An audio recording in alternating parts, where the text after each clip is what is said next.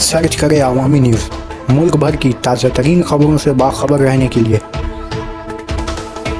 Subscribe करें हमारे channel को और बेल आइकन ज़रूर दबाएं।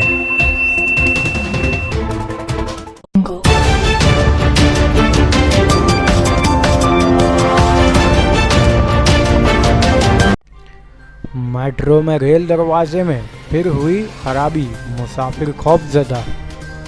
कोलकाता मेट्रो रेल के दरवाजे में फिर हुई खराबी, मुसाफिर खुले दरवाजे के साथ सफ़र करने पर मजबूर।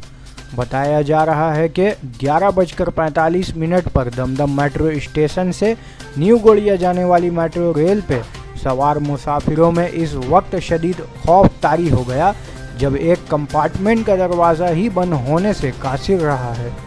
ताहम मेट्रो रेल इंतज़ामिया ने फौरी तौर पर उस खुले हुए दरवाजे पर एक आरपीएफ जवान को तैनात ज़रूर कर दिया था, लेकिन उसके बावजूद इस डब्बे में सफ़र कर रहे लोगों में खासा खौफ तारी रहा है। जबकि इस वाक़े के बाद इस रेल को न्यू गौड़िया कारशीड में ले जाया गया, जहां इसकी तकनीकी जांच की जाएगी।